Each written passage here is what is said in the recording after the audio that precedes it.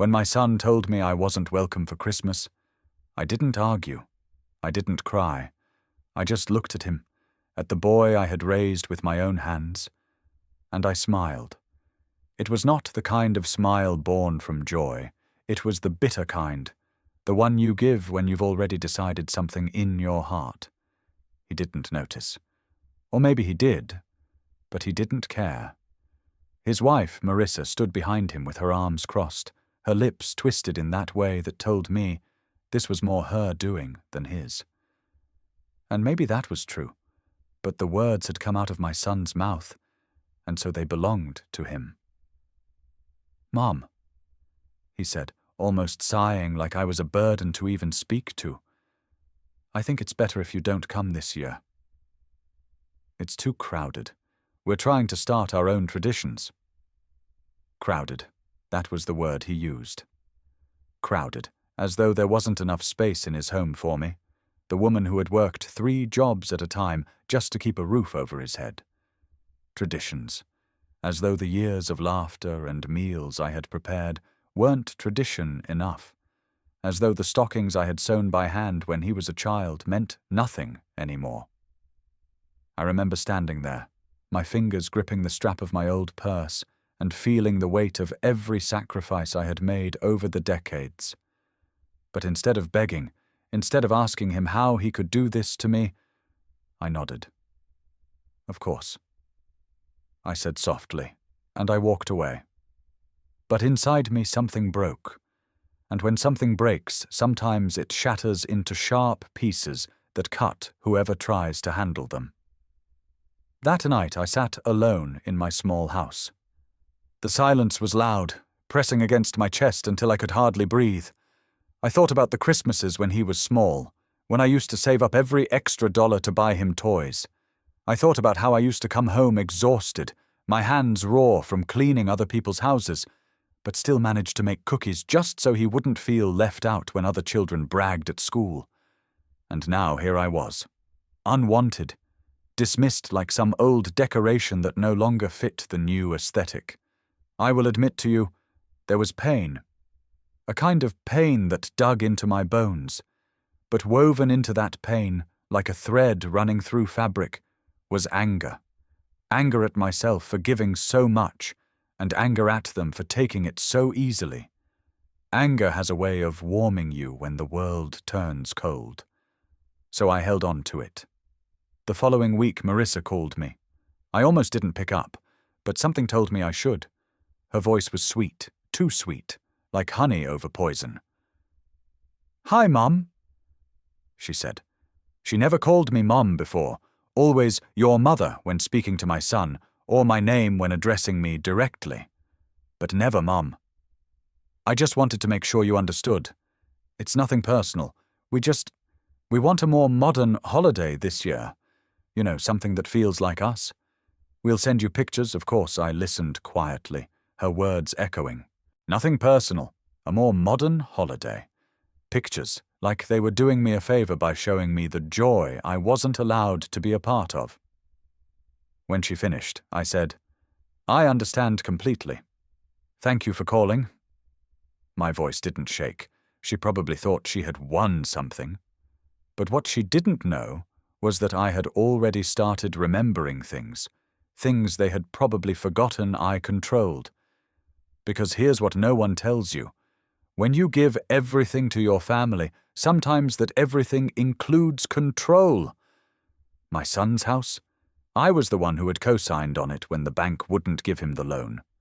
My name was still on the paperwork. The cars they drove? Paid off because I had dipped into my retirement. Their credit cards? Linked to the account I helped them open? They thought I was just some old woman who had faded into the background. But I was the foundation they had built their lives on. And I was tired of being stepped on like cracked concrete. The next day I drove into town. The winter air was sharp, biting my cheeks. But I didn't care. I went to the bank, sat down with a manager I had known for years, and smiled the same bitter smile I had given my son. "I'd like to make some changes," I said. And I did. Quietly. Legally. Effectively. That night I sat in my chair by the window, looking out at the cold sky. I could almost hear their laughter in some warm, decorated living room, but it no longer pierced me the same way. Because I knew something they didn't. I knew that soon, very soon, they would learn what it meant to cut someone out. They would learn the difference between tradition and betrayal. And I would be the one to teach them. Do you know what it feels like to be invisible? To stand in a room full of people you love and realize they see right through you? I had lived with that feeling for years. Ever since my son married Marissa, I had become more of a shadow than a person. She had a way of pulling him closer, making decisions for him, speaking for him, until his voice sounded like hers. At first I told myself it was natural. Wives and mothers have always tugged on opposite ends of a man's attention. But soon it wasn't just attention. It was respect. It was love. It was loyalty. The little things cut the deepest. When my birthday came and went with nothing but a half-hearted text. When Thanksgiving arrived and I was told they were traveling instead of hosting, only to see photos of a full dinner table on social media. When my grandson was born, and I wasn't called until 2 days later. I had swallowed it all, because that's what mothers do. We tell ourselves we are strong enough to endure anything if it means our children are happy. But strength can sour into bitterness when it is never acknowledged, never returned. So, as I sat there, the memory of his words, "You're not welcome for Christmas," replayed in my mind like a scratched record. And each time, my anger grew sharper, clearer. I began to plan. Not in a loud way, not with shouts or tears, but in silence. Quiet plans are the most dangerous kind. It started with the house. Without my signature, they could not refinance. Without my approval, certain accounts remained tied to me. They had lived so comfortably, thinking their independence was absolute. They had forgotten the strings, and I was ready to pull them. I remember the first time I held my son in my arms. He was so small, his fists balled tight, his cry filling the hospital room. I promised him then that I would never let him suffer. And I hadn't. But now I realized that I had protected him so much from suffering that I had forgotten something else. Suffering teaches respect. And maybe, just maybe, it was time he learned. I am not a cruel woman, but I am a patient one, and patience, when broken, can become a weapon sharper than any knife. The night before Christmas, while the town lit up with decorations and joy, I sat in my little house alone, my phone silent, no invitation coming. But instead of despair, I felt calm.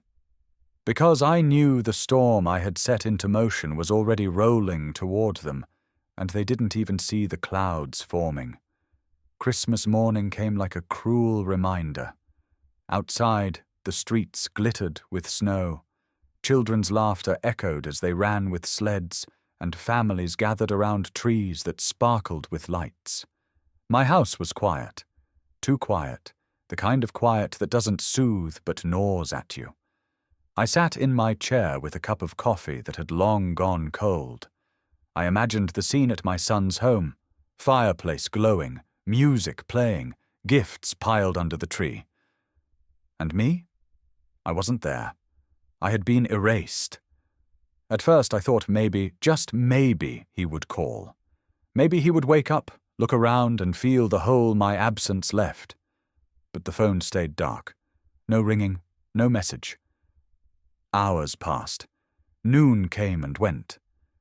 The truth was undeniable. They didn't miss me. They were celebrating as though I never existed. I told myself not to cry, but tears have a way of slipping out when your heart is too heavy.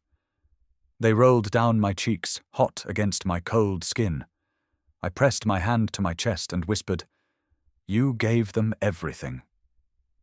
And I had.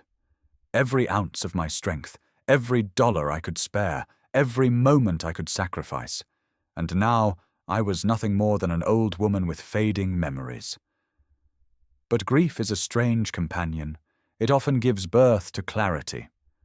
And clarity is what I found that day. As I sat alone, staring at the frost on my window, I realized something important. I had given them the power to hurt me because I had forgotten my own. They thought I was weak, discarded, powerless, but they were wrong.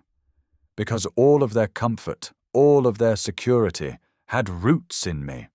I wasn't erased.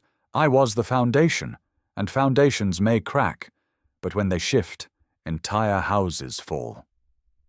2 days later, I made another visit to the bank. The young clerk smiled politely, not knowing that I had made this building practically my second home when I was younger, depositing what little I had, always saving for the future of my son. The irony made me smile. I asked to see the manager again, and he welcomed me into his office. I showed him the documents, proof that my name was still tied to my son's house, his accounts, and several assets he had grown comfortable assuming were solely his. The manager raised his eyebrows. "You still have a lot of authority here," he remarked. "Yes," I said calmly, "and I'd like to exercise it." I didn't strip them of everything. Not yet. I wasn't after immediate destruction. Revenge is not always about crushing someone in an instant. It is about letting them feel the slow unraveling, the tightening of the rope they didn't even realize was around their neck. I made small changes. Subtle, quiet, but impactful. I altered permissions on certain accounts, removed access here, added stipulations there. I redirected payments and blocked certain transactions, the kind of changes that wouldn't be noticed right away, but would come crashing down when they least expected it. The clerk printed new documents for me to sign. As I put pen to paper, I felt something shift inside me. It wasn't guilt. It wasn't hesitation. It was power, the kind of power I had forgotten I had. That evening I cooked myself a modest dinner, a single plate, a simple glass of wine. I toasted quietly to myself, whispering, to being forgotten, and to being remembered again. I knew it was only a matter of time. Sure enough, a week later, the first call came. It was my son. His voice was tight, almost strained, like he was forcing himself to be polite. "Hey, Mom," he said.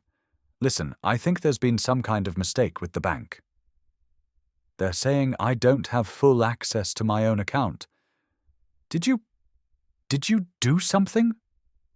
I let the silence stretch just long enough for him to feel it. Then I said, "Mistake."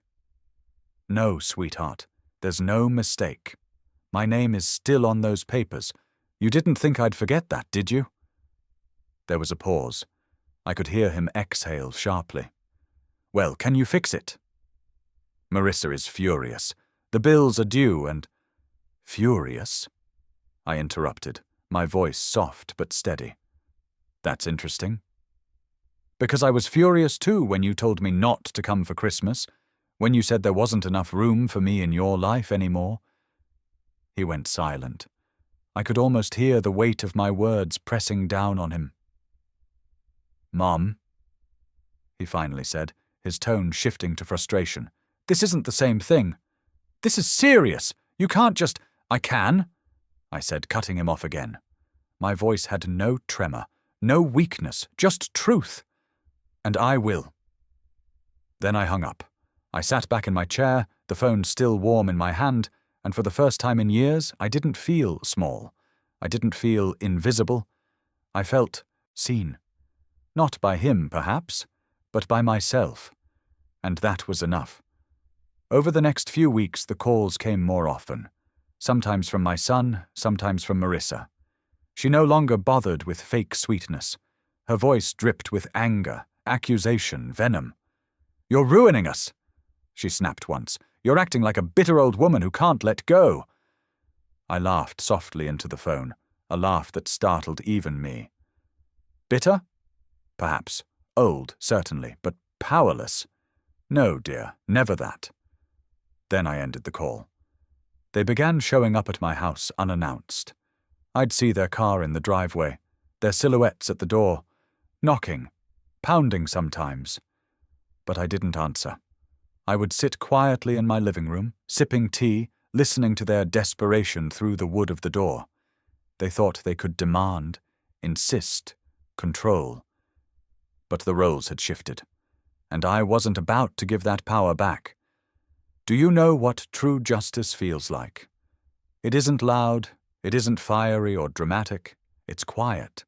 It's watching those who wronged you finally understand the weight of their own choices.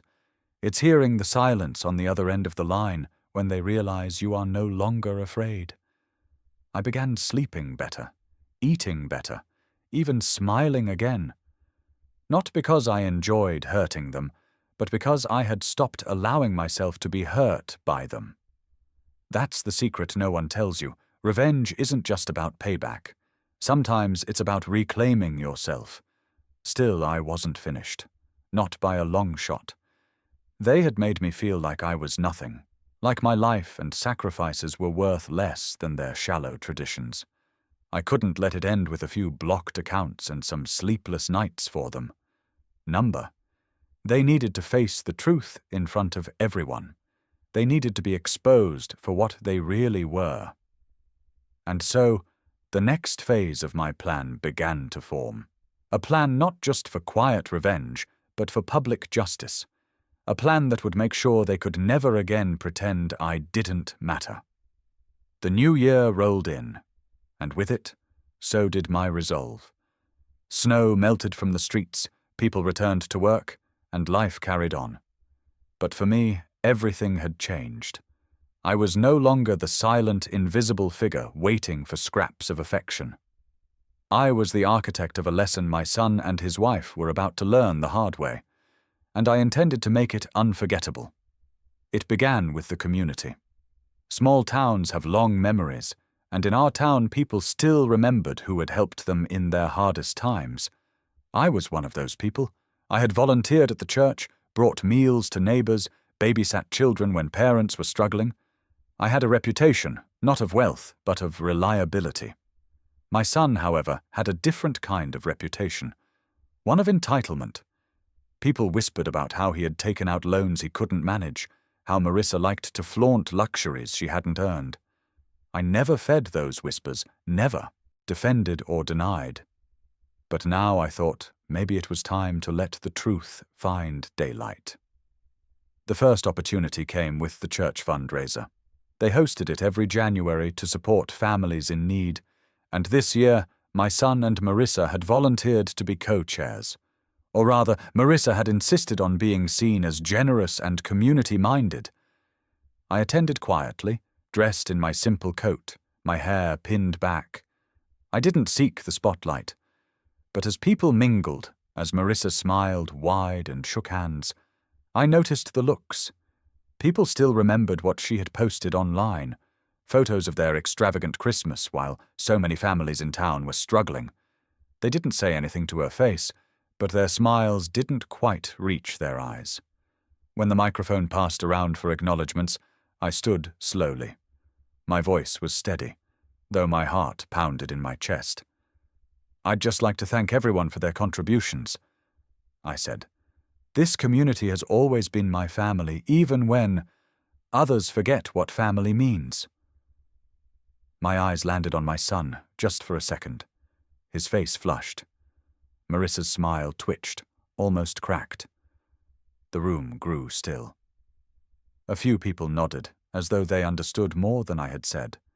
I sat back down, my hands calm in my lap. I hadn't exposed everything yet, but the seed was planted. Later that evening, my son pulled me aside, his jaw tight. "What are you trying to do?" He hissed. I looked at him, at the man he had become, and said softly, "I'm reminding people who I am, and who you are." He stared at me as though he didn't recognize me anymore. Perhaps he didn't. Perhaps he had only ever known the mother who gave, not the woman who could take away. But I wasn't finished. The fundraiser had only been the beginning. Over the next weeks, I began gathering papers, old receipts, bank statements, records of payments I had made for them, copies of loan documents with my signature beside his. even emails where Marissa had asked me to cover their debts so she wouldn't have to stress. I kept them in a folder, thick and heavy, proof of my sacrifices, proof of their dependency, proof that without me, their lives would look very different. I didn't plan to use it recklessly.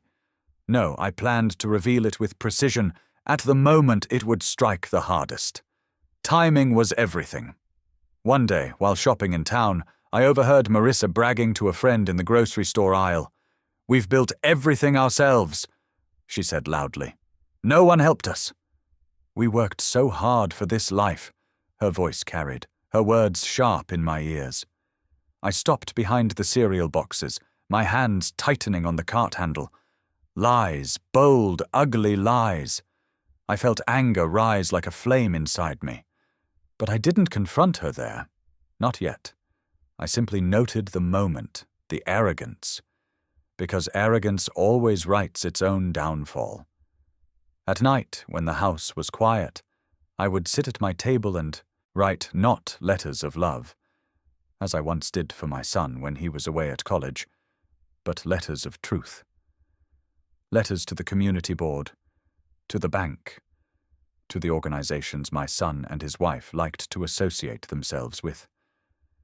Letters that would one day reveal exactly how their lifestyle had been built. I didn't send them yet. They sat in a neat stack, waiting, like weapons in a drawer. But I wasn't all vengeance. Sometimes in the quiet, I wondered if my son would come to me first, if he would apologize, admit his wrongs, try to make peace. A part of me still hoped for it. But hope, I had learned, was dangerous. And each time the phone rang, not with his apology but with his demands, that hope died a little more. One night, he called again, his tone strained. "Mum, we're behind on the mortgage. The bank says we need both signatures to work something out. Can you please just sign the papers?" I let the silence linger before answering. "No," I said simply. "Why not?" he demanded, his voice cracking between frustration and desperation. "Because you already made it clear," I replied, my words slow and deliberate. "There's no room for me in your life. Not at Christmas, not at your table, not in your traditions. So why should there be room for me in your debts?" He went silent. I could hear his breathing, shallow, uneven. Finally, he muttered, "You'll regret this." But I didn't. I hung up, placed the phone down, and whispered to myself, "No, son. You will revenge doesn't always come with fireworks. Sometimes it comes with a pen, a quiet decision, and the patience to wait." And I was patient. Every day that passed, every panicked call, every angry message from Marissa only fueled me further, because I knew the confrontation was coming. And when it did, they would have to face not just me, but everyone who had watched their charade for years. They thought they had silenced me.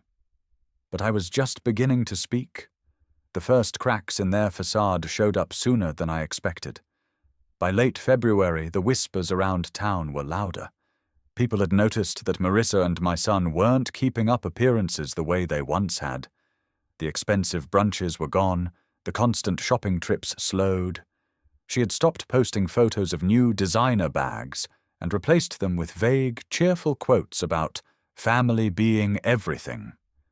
It made me laugh sometimes, bitterly, to think of her preaching about family when she had been the one to drive a wedge through mine. But the real break came when my neighbor, Mrs. Thompson, knocked on my door one Sunday afternoon. She was holding a flyer for a community auction. "Did you hear?" she asked, her eyes wide. "Your son and his wife are selling off some of their things. Furniture, electronics, even jewelry. People are saying they're downsizing, that was the polite word. What it really meant was drowning. And the sight of it, though it should have saddened me, only confirmed what I already knew. My plan was working. Slowly, quietly, they were unraveling. A week later, my son showed up at my door. He didn't knock softly this time. He pounded, the sound shaking the frame. I opened the door just enough to see his face. He looked tired, unshaven, eyes bloodshot. This was not the confident man who had told me I wasn't welcome. This was a boy again, desperate, cornered. "Mom, please," he said, his voice breaking. "We need your help." The bank's threatening foreclosure. Marissa's panicking. I don't know what to do. I let him talk, let the desperation spill out. And then I said calmly, "Do you remember the last words you spoke to me before Christmas? Do you remember telling me I wasn't welcome?" He froze, swallowed hard.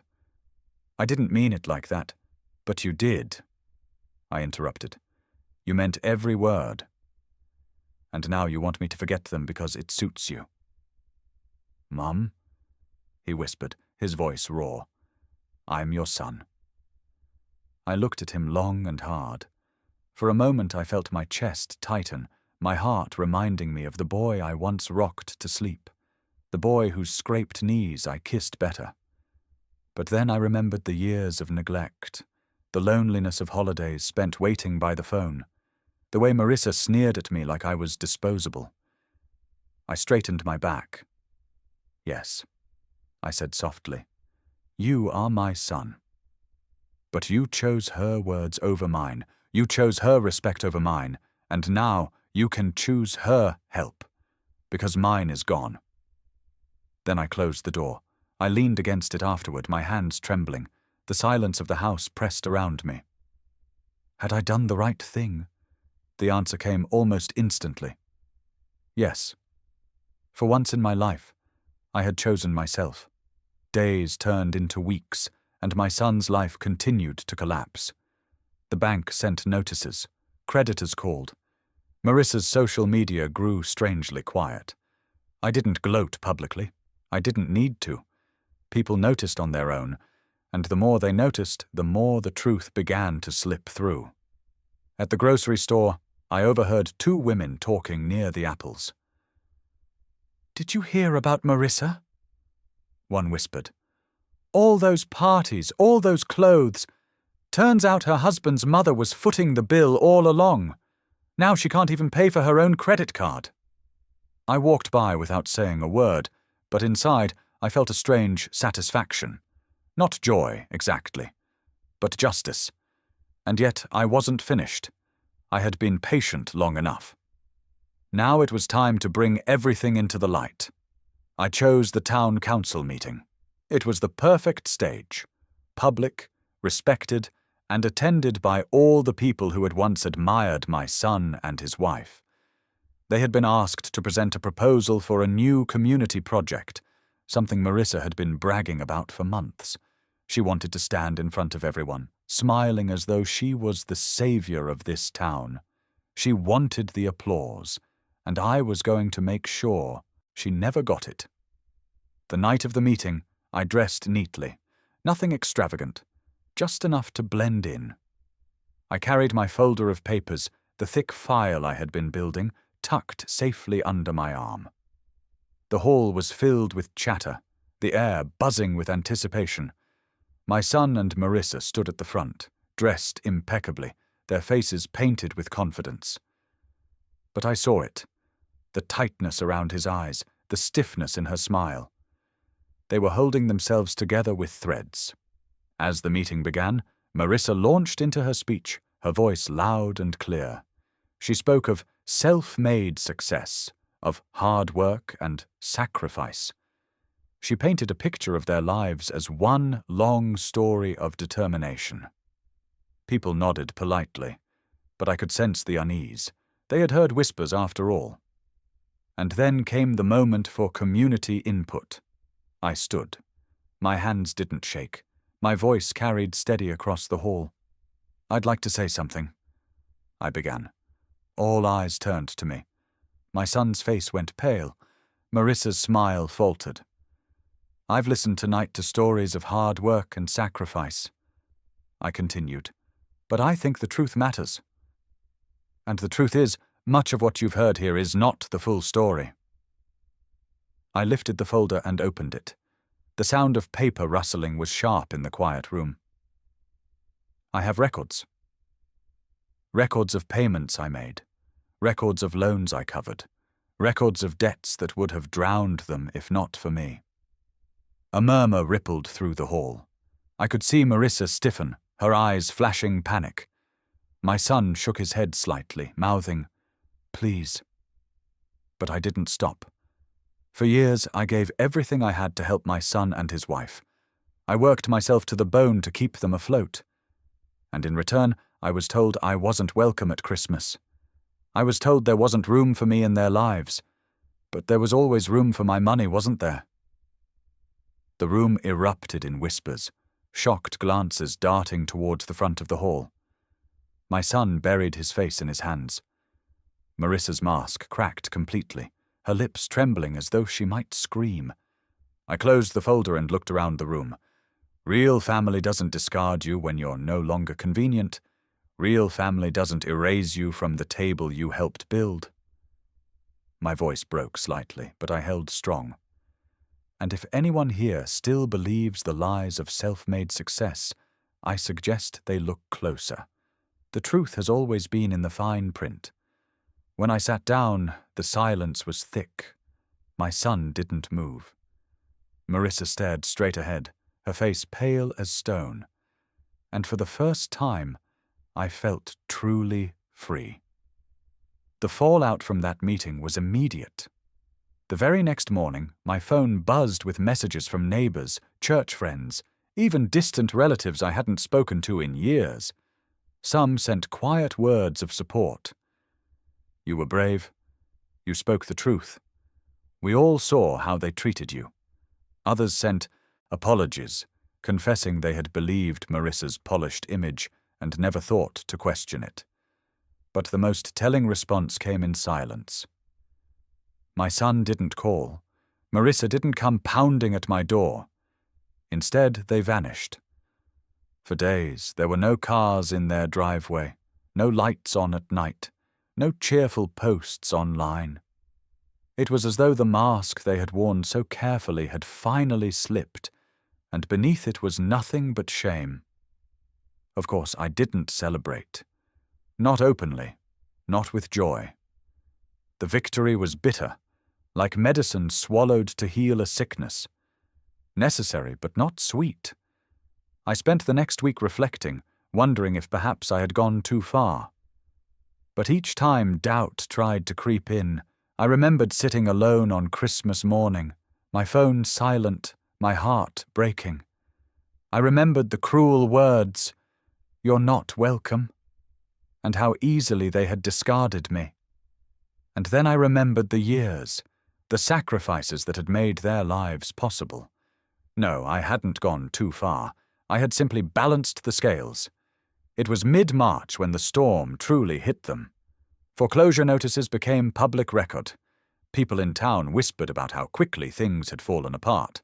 I overheard one man at the post office mutter to another, "Funny how they bragged about being self-made, but it looks like they couldn't even make a mortgage payment without her." I didn't smile, but I didn't correct him either. The truth no longer needed my voice. It had a life of its own now. One afternoon, I was tending to the small patch of garden in front of my house when a car pulled into the driveway. It was my son's. He stepped out slowly, his shoulders slumped, his face hollow. He looked older somehow, as though the weight of the past months had carved years into him. For a moment, I almost didn't recognize him. "Mom," he said quietly, his voice hoarse. I straightened, brushing dirt from my hands. "You shouldn't be here," I told him, not cruelly, but firmly. "I had to come," he said, taking a step closer. "I don't know what else to do.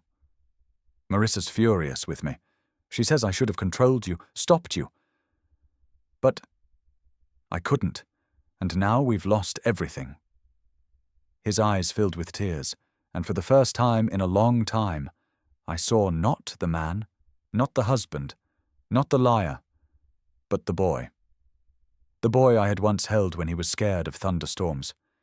My chest ached, but I forced myself to stay strong. "You didn't lose everything," I said. "You still have each other." "Isn't that what you wanted? Your own traditions, your own life?" He flinched as though my words were a lash. "I'm sorry, Mum," he whispered. "I should never have said that to you. I don't even know why I did. I was trying to keep peace with Marissa. She doesn't like sharing attention, and I let her turn me against you." His voice cracked. "I failed you." For a long moment I just stood there, looking at him. The tears, the regret, the broken pieces of his pride. I wanted to reach out, to pull him into my arms like I used to, but part of me held back, because apologies spoken in desperation aren't always real. Sometimes they're just survival. Words are easy. I said finally. "Change is hard. If you're sorry, show me. Live differently. Respect me. Stand up to her. Until then, your apology is just noise." He nodded, his face crumpling, and then he turned and left. I watched his car disappear down the road, my heart heavy. That night, as I sat in my chair by the window, I thought about everything that had happened. I thought about the revenge, the exposure, the justice I had taken into my own hands. And I wondered, was it enough? Had I truly taught them the lesson they needed to learn? Or had I only begun?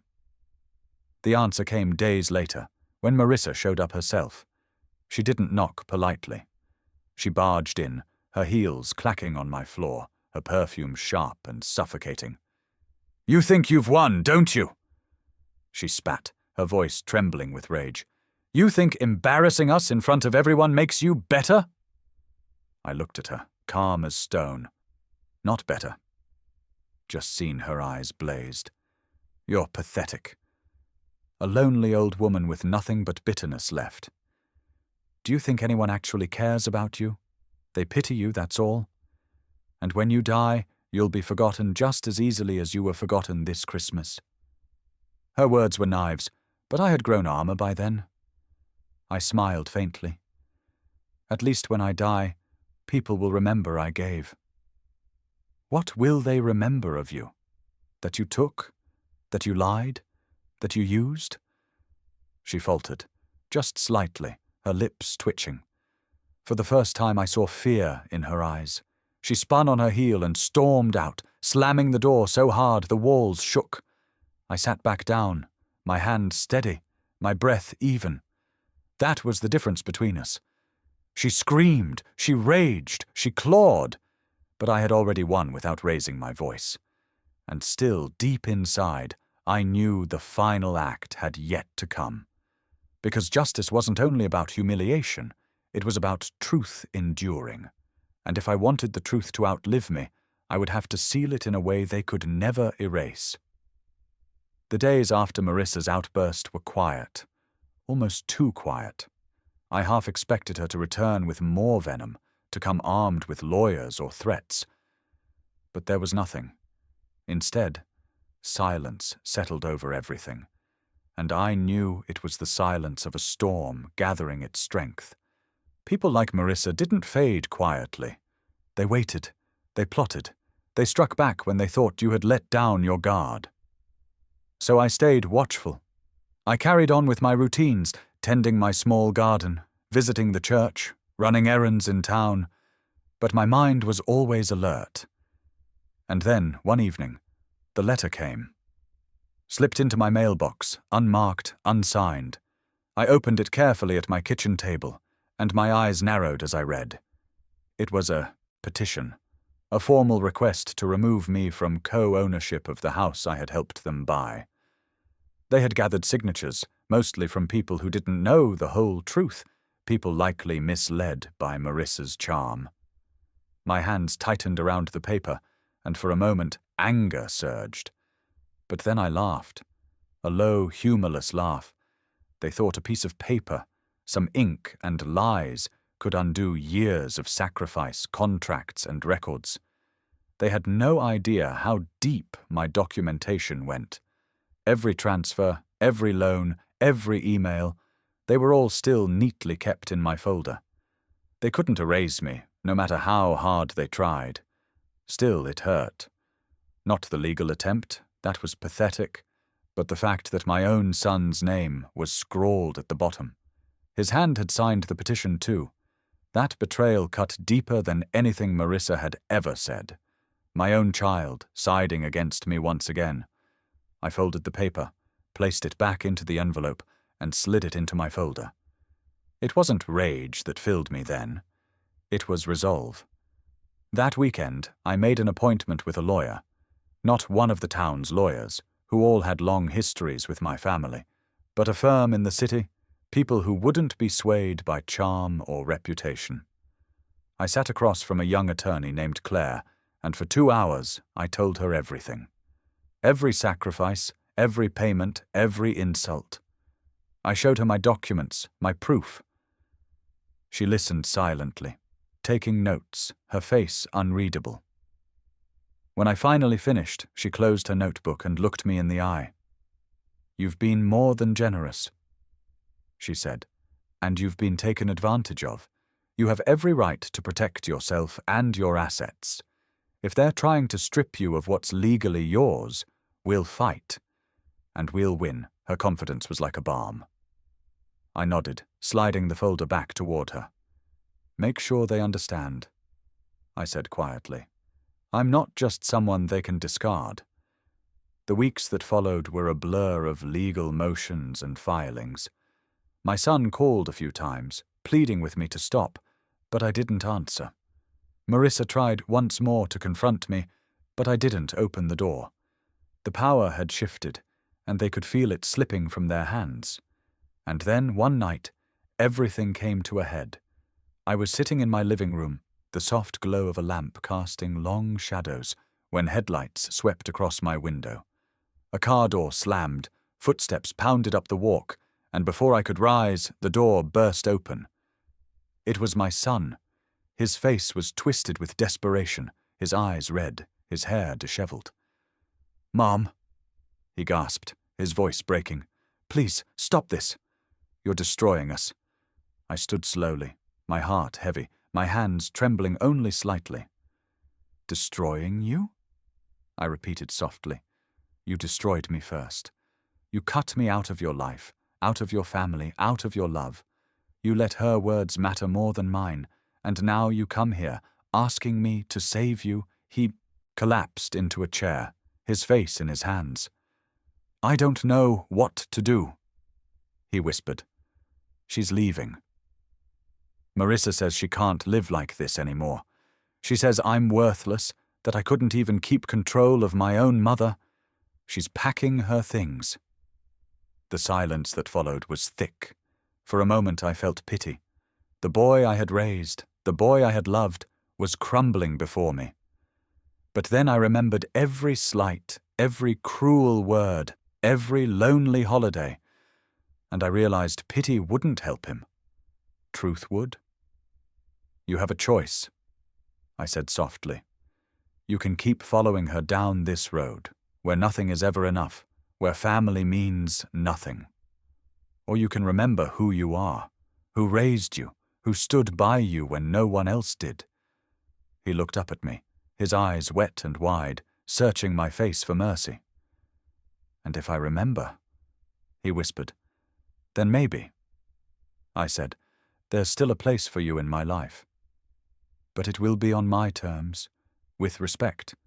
Never again like before." He nodded slowly, his shoulders sagging as though a weight had finally broken him. And in that moment, I knew the tide had turned.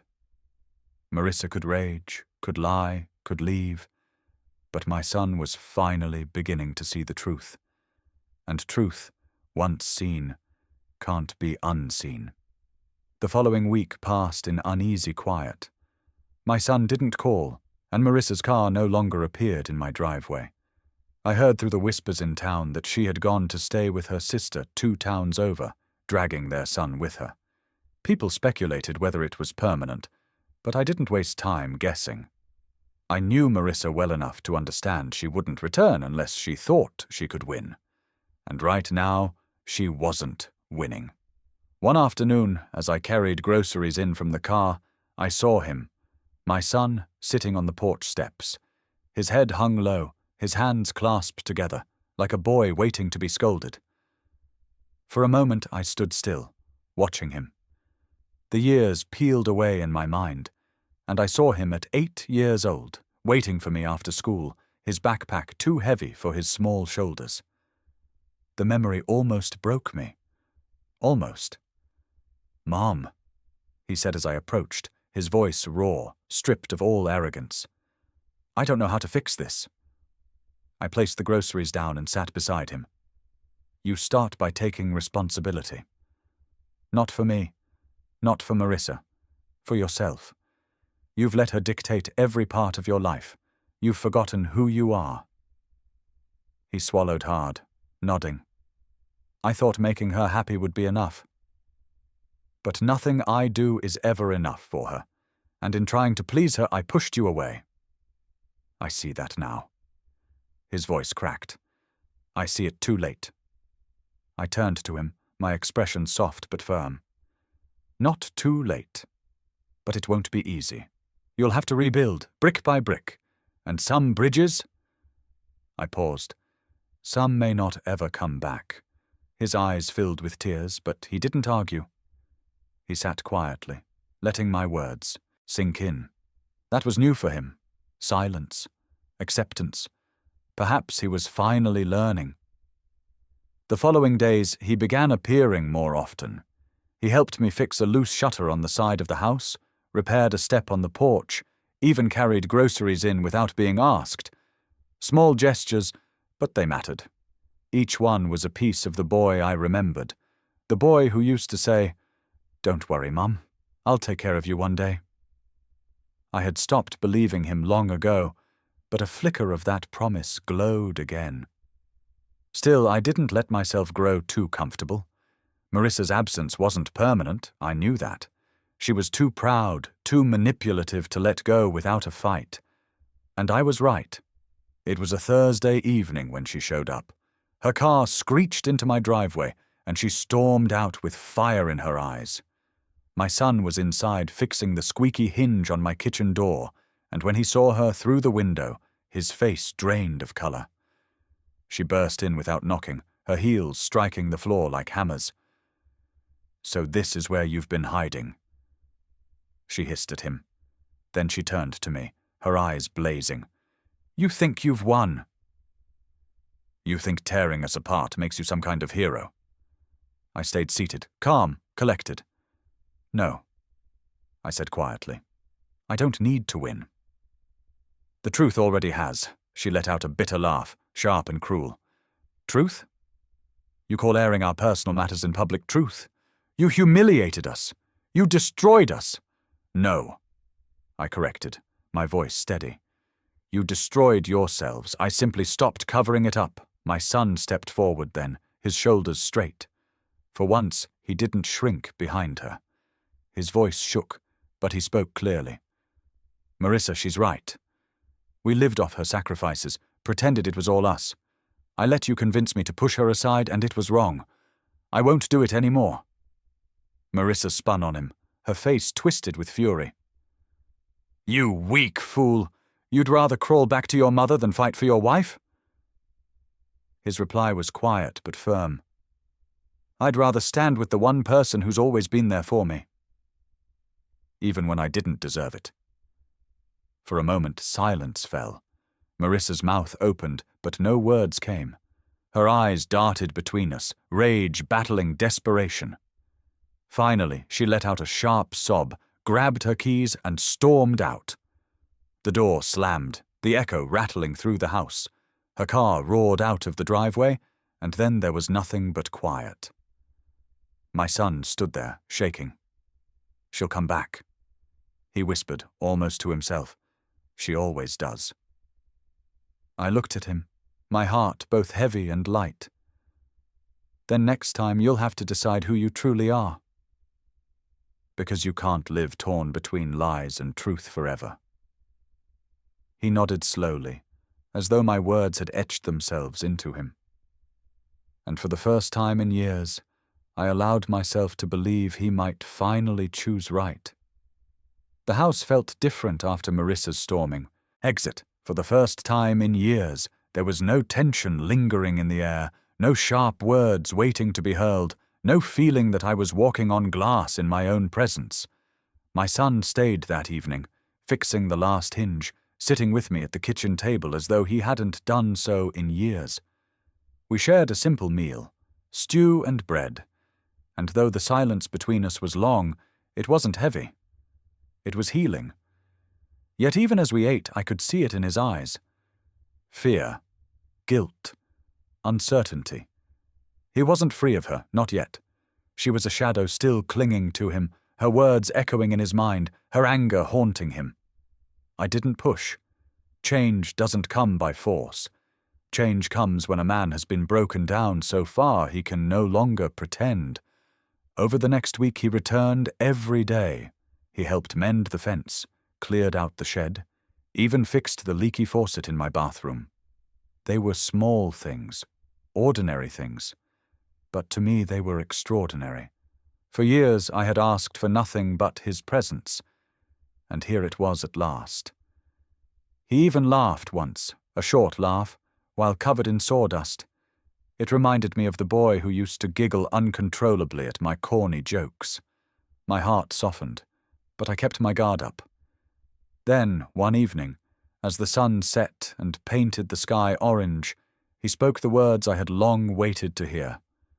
"Mom," he said, his voice low, steady, "I want to make this right. Not just with you, but with everyone. I don't want to live behind lies anymore."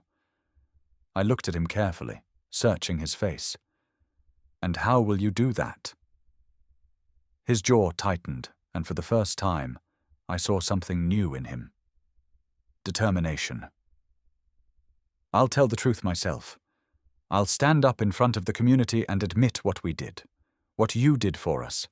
I'll make sure they know the real story, not the one Marissa and I painted." The words stunned me. My first instinct was to tell him no, to protect him even now from shame. But then I remembered the countless times I had been left alone, humiliated, cast aside. And I realized he needed this, not just for me, but for himself. Redemption isn't found in silence. It's found in confession. "If you're sure," I said softly, "then I won't stop you. But don't do it for me. Do it because you want to live with honesty." He nodded, his eyes glistening. "I do. I'm tired of pretending the day came sooner than I expected. The town hosted a spring gathering at the park, a day of music, food, and speeches. People laughed, children ran, couples strolled hand in hand. I stayed at the edge of the crowd, not seeking attention, simply watching. And then my son stepped forward. He stood on the small stage, his hands gripping the microphone. His voice trembled at first, but then it grew stronger. "Most of you know me," he began, "and most of you know my wife. We've told a story for years about building our life on hard work, but it wasn't true. The truth is, we built our life on someone else's back." On my mother's back, a murmur rippled through the crowd. He pressed on, his voice breaking with emotion. "She paid for things we couldn't afford. She saved us when we should have been drowning. And instead of honoring her, I let Marissa convince me to push her aside. I let my pride blind me. I let her sit alone on Christmas morning while I laughed in a house she helped build. And I will never forgive myself for it." The crowd grew still. People who had whispered behind hands now listened with wide eyes. He took a deep breath. "I don't know if I can ever make it right. But I want you all to know the truth. My mother gave everything, and I gave her nothing. I want to change that." My eyes filled with tears. My chest ached, but it wasn't the ache of betrayal anymore. It was the ache of release, of hearing words I thought I would never hear. As he stepped down from the stage, people looked at me differently, not with pity, but with respect. And though part of me knew Marissa would come back with claws sharpened, in that moment I didn't care. My son had finally spoken the truth. He had finally chosen me, not in secret, not in shame, but openly, before the world. The days after his confession were unlike anything I'd experienced before. People who had once offered me polite, distant smiles now stopped me on the street, pressing my hands in theirs, saying things like, "You deserved better," or "We didn't realize how much you carried." It was strange, being seen after years of invisibility. The recognition warmed me, but it also reminded me of how long I had lived without it. My son visited more often, this time without guilt hanging on his shoulders. He fixed things, brought small gifts like flowers or bread, and sat with me for long talks. We spoke about his childhood, about mistakes, about memories I thought he had forgotten. Slowly I began to see glimpses of the boy I had raised, the boy who once promised to protect me. But always, like a shadow behind him, was the question of Marissa. One afternoon, as we sat on the porch, he finally spoke her name. "She called," he said, staring out at the yard. "She wants to come back. Says she made a mistake. Says we can rebuild if I cut ties with you." His voice was hollow, heavy. "She told me it's her or you." I felt the air grow still around us. I had expected this. A woman like Marissa wouldn't slink away quietly. She wanted control, and if she couldn't control me, she would try to control him. My heart clenched, but my voice stayed calm. "And what did you tell her?" He turned to me then, his eyes uncertain but steady. "I told her no. I told her if she couldn't respect you, she couldn't be part of my life." He swallowed hard. "She screamed, said I'd regret it, that I'd die alone with you in some rotten house. But for once, I didn't back down. The pride that swelled in me was sharp, almost painful. You finally stood up for yourself," I whispered. "And for me." He nodded, but his eyes glistened. "It doesn't feel like victory, Mom. It feels like losing everything." I reached for his hand, squeezing it gently. "Sometimes, to find yourself, you have to lose what was never truly yours." She was never family, son. Family doesn't make you choose between love and loyalty. Family doesn't erase the people who raised you. He looked at me with something like understanding, maybe even relief. For the first time, I saw that he believed me. Still, I knew Marissa wasn't finished, and I was right. 2 weeks later, I received an envelope in the mail. Inside was a letter from her attorney, filled with venom dressed up in legal terms. She claimed I had interfered with their marriage, that I had manipulated finances to control them. She threatened lawsuits, demanded compensation, and warned that if I didn't back down, she would drag my name through the mud. I sat at my table, the letter spread out before me. The old me, the woman who had begged for a place at the table, who had cried on Christmas morning, might have trembled. But not any more. I picked up the phone and called Claire, my lawyer in the city. She listened quietly, then chuckled softly. "She has no case. If she wants a fight, we'll give her one, and I promise you she won't like how it ends." I hung up with a strange calm in my chest. Let her rage, let her scheme. She was grasping at smoke, and the more she clawed, the more it slipped away. My son showed up that evening, his face pale. "She told me she's going to destroy you," he said, his voice shaking. I smiled faintly. "She can try. But the truth is stronger than her lies." He slumped into a chair, burying his face in his hands. How did I not see it before? How did I let her turn me against you? I placed my hand on his back, steady and firm. "Because love blinds us, son. Even false love. But now your eyes are open, and once they're open they can't be shut again." Spring turned to summer, and though Marissa's threats lingered, she grew quieter. Rumors spread that she had moved in with someone else, that she was flashing smiles in another man's company. My son heard whispers, but he didn't chase her this time. He stayed with me, working, rebuilding. Each nail he hammered into the porch, each chore he finished without complaint, felt like another brick laid in the bridge between us. Yet I knew the final confrontation with Marissa was still to come. People like her didn't leave quietly. She would want her last strike. She would want her spectacle. And I was ready. It was late summer when Marissa made her move. The town's annual festival was the kind of event no one missed. Food stalls lined the streets, music filled the air, children laughed as they played games.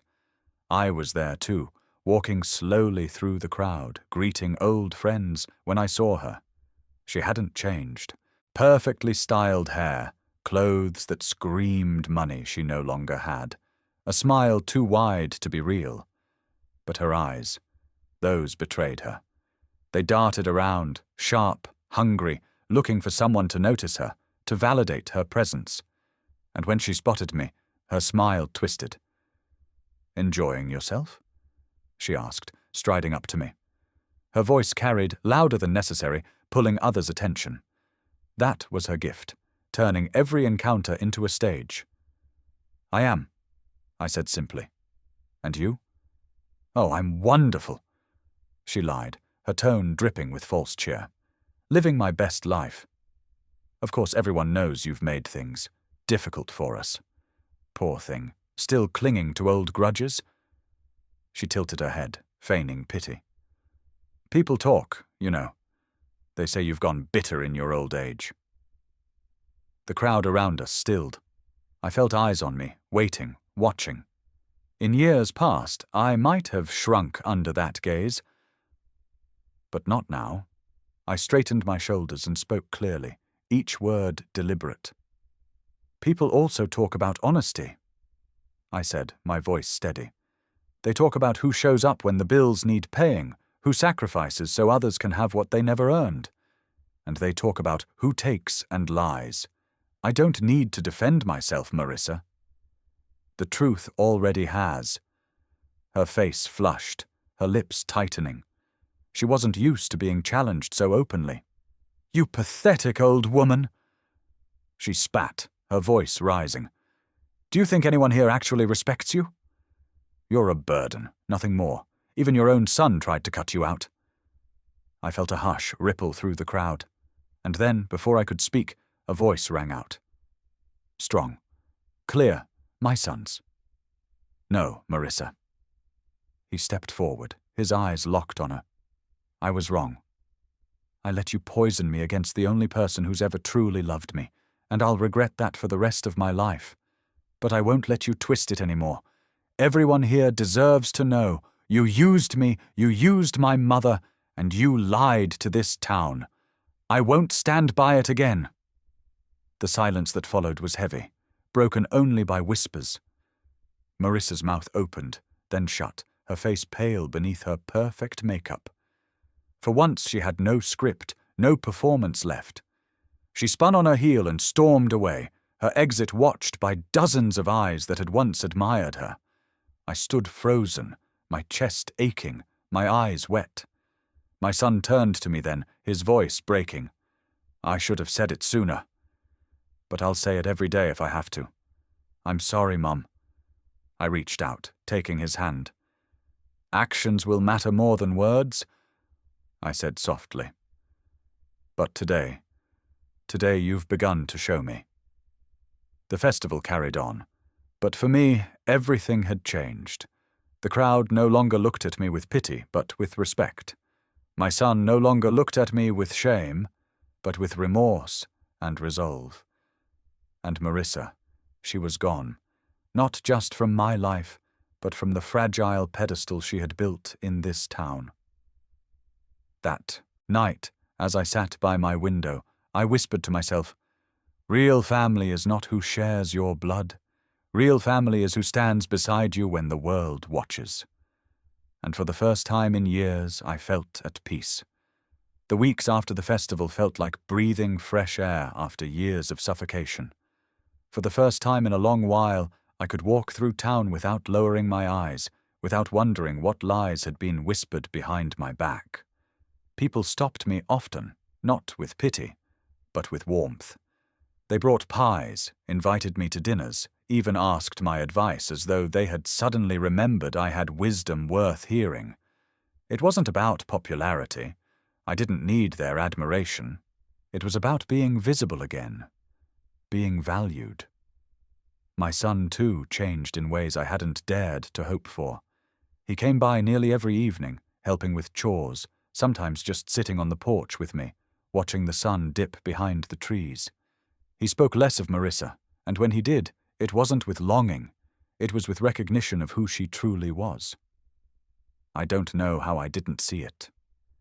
He admitted one night, staring at his hands. She twisted everything, made me believe you were the problem. And I let her. I'll never forgive myself for that. I placed my hand gently over his. The best apology isn't in words, son. It's in what you do next, and he was doing it. He had taken up steady work again, something Marissa had always mocked as beneath them. He was repairing not just his own life, but ours. Each nail he hammered, each meal we shared, stitched another seam back into the fabric of our bond. But peace is a fragile thing, and I knew Marissa wasn't gone for good. She thrived on control, and the sight of us rebuilding would burn her worse than any public humiliation. I was right. One late afternoon, as the cicadas droned and the air hung heavy with summer heat, a letter arrived. Unlike the last, this one wasn't from her lawyer. It was handwritten, her elegant script dancing mockingly across the page. You may think you've won, but this isn't over. He's weak. He'll come back to me. They always do. And when he does, you'll be alone again. Forgotten, just like before. I read it once, twice, then folded it neatly and placed it in my drawer. Her words no longer pierced me. They were nothing but echoes of a woman losing her grip. My son saw the letter later that evening. He read it silently, his jaw tightening. "She'll never stop, Mom," he said, his voice low. I looked at him calmly. Then she'll only destroy herself in the process. Because this time, I won't cover her lies. And this time, neither will you. He nodded, his eyes fierce with a resolve I hadn't seen before. It was the look of a man who had finally chosen his path. Still, I knew Marissa would attempt one last spectacle. People like her didn't disappear quietly. And I was right again. It happened at church one Sunday. The congregation was gathered, sunlight spilling through stained glass windows, hymns filling the air. And then, as though she had rehearsed it, Marissa appeared at the doors. Her clothes were immaculate, her smile painted on, but her eyes, they betrayed her desperation. She strode down the aisle, every head turning, whispers rippling through the pews. She stopped near the front, her gaze fixed on me. "I have something to say," she declared, her voice loud, commanding attention. The pastor hesitated, but she pushed forward, clutching a folded paper in her hand. "This woman," she said, pointing at me, "has turned everyone against me. She's manipulated my husband, poisoned this community with lies. She is not the saint you all think she is." The room gasped, murmurs rising. But I stayed seated, calm, my hands folded in my lap. I didn't need to defend myself, not this time, because my son stood. He walked to the front, his voice steady, strong. "No, Marissa. You're the liar. You used me. You used my mother. You made me turn against the only person who ever truly cared for me. But it's over. We all see you for who you are now." He turned to the crowd, his voice ringing clear. "My mother sacrificed everything for me, and I betrayed her for a woman who only cared about herself, but I won't let her rewrite the truth anymore." The silence that followed was heavy, powerful. Marissa's face twisted, her mask cracking under the weight of exposure. She tried to speak, but no words came. Finally, with her head held too high to be convincing, she turned and stormed out, her heels clicking angrily against the church floor. The congregation erupted into whispers, but not about me. About her. And for the first time, I didn't feel invisible in that church. I felt vindicated. My son returned to my side, his face pale but resolute. "It's done," he whispered. "She's finished." And I believed him. After that Sunday, the air in town shifted.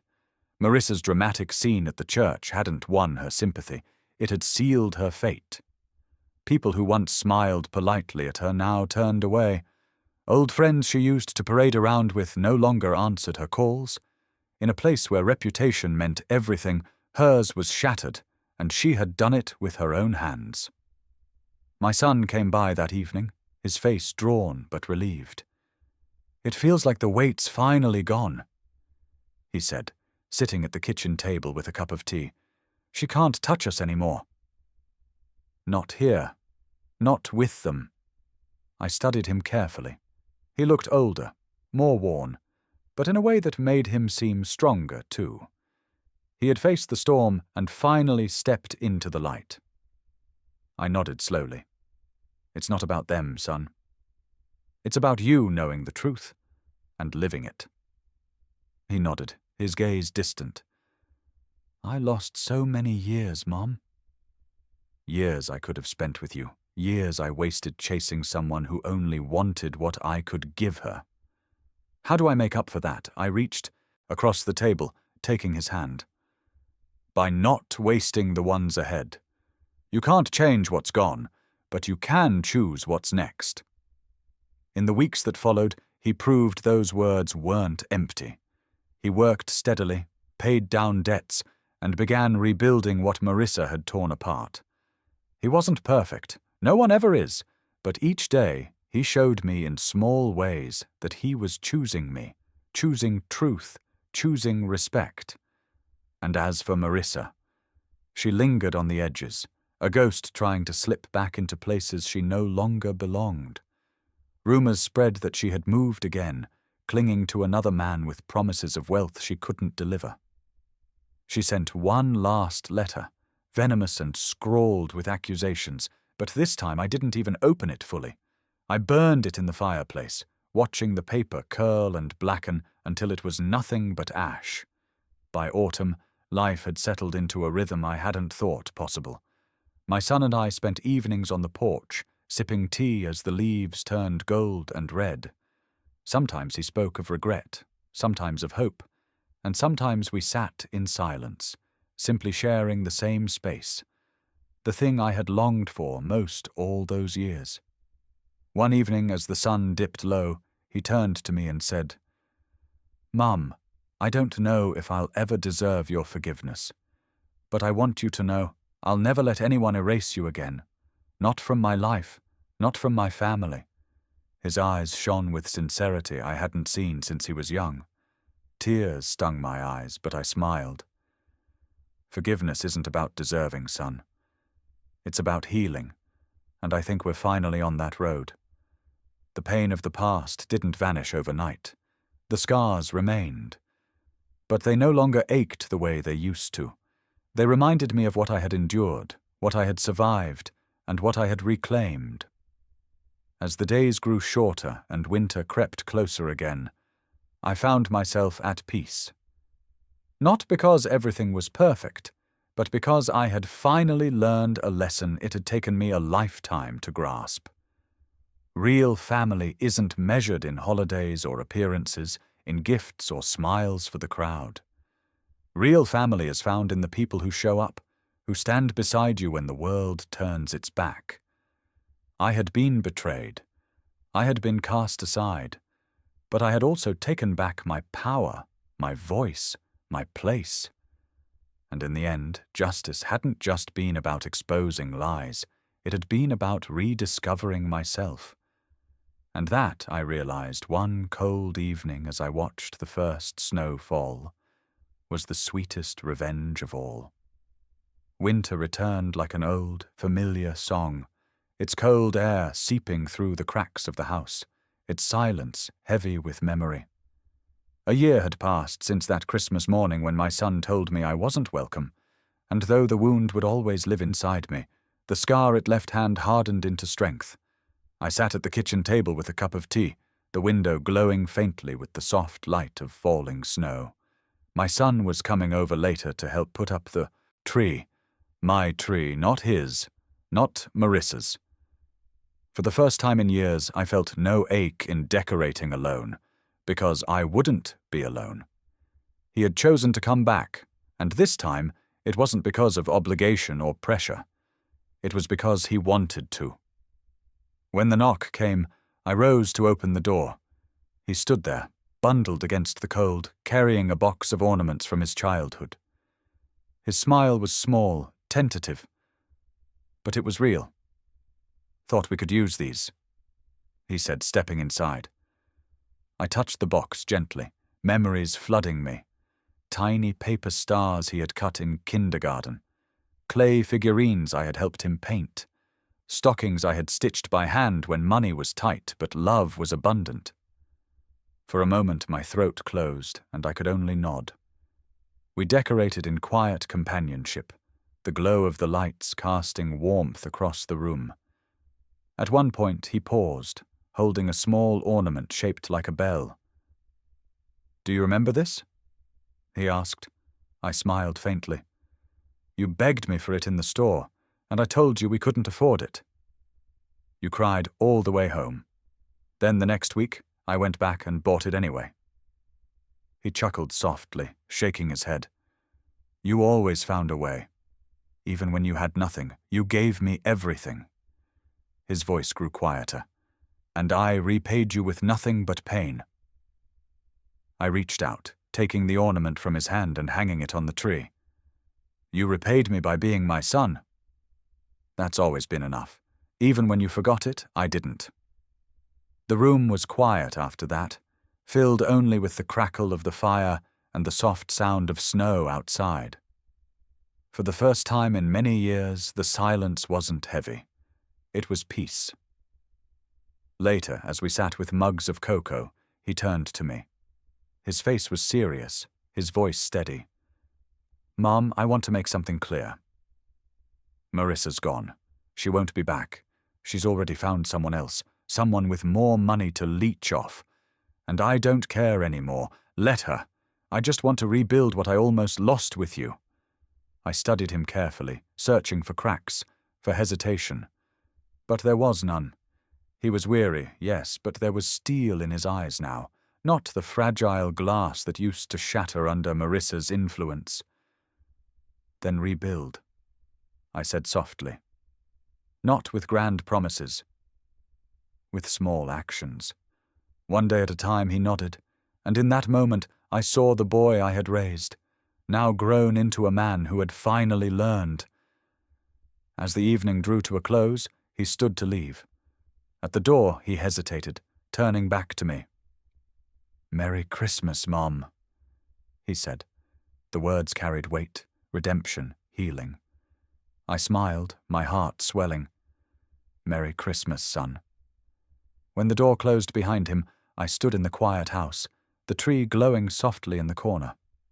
A year ago, I had sat in this same silence, broken and forgotten. Tonight, the silence was full of memory, of healing, of hope. I whispered to myself, "Real family is not who you're related to. Real family is who remembers you, who stands with you, who chooses you, even when it costs them everything." And with that truth, I knew the circle had closed. The betrayal had cut deep, but the justice, the revenge, had not only humbled those who wronged me, it had restored what I thought was gone forever. The snow kept falling that night, covering the street outside in a soft white blanket, and I sat by the tree long after my son had left. The lights twinkled against the ornaments we had just hung, each one carrying a memory, some sweet, some bitter, all of them pieces of a story that could never be erased. I thought of the long road that had brought me here, the sacrifices, the betrayals, the loneliness, the anger that had burned so hot it had nearly consumed me. And then I thought of the silence now, not empty but whole, filled with the quiet strength of survival.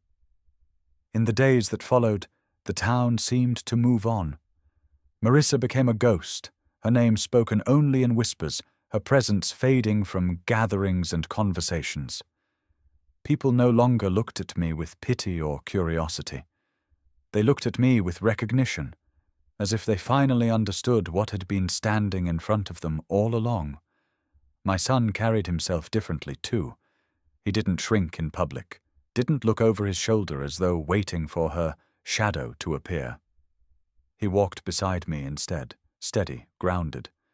On New Year's Eve he came to my house again. He brought a small cake, nothing fancy, and 2 glasses.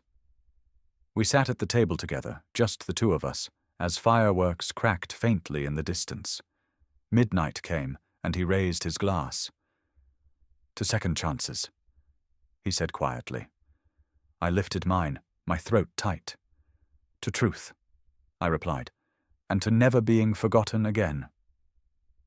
We clinked glasses, and I saw it in his eyes then, the sincerity, the gratitude, the love that had once been buried under years of manipulation but now shone clear.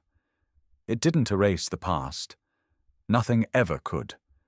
But it gave the future a chance, and that was more than I had thought I would ever have. When the night ended and I stood at the door watching him leave, I realized something that settled deep in my chest. Revenge had brought me strength. Yes, it had forced the truth into the light and broken the chains of their lies. But what mattered most wasn't the humiliation I had dealt Marissa, or the justice I had claimed in front of the town. What mattered was that through it all, I had reclaimed myself, my worth, my place. As the snow crunched under his boots and his car disappeared down the street, I whispered into the quiet. Real family isn't who you're born to. Real family is who shows up when everyone else walks away. And for the first time in many years, I no longer felt like a forgotten mother. I felt like a woman who had endured, who had fought back, and who had finally won.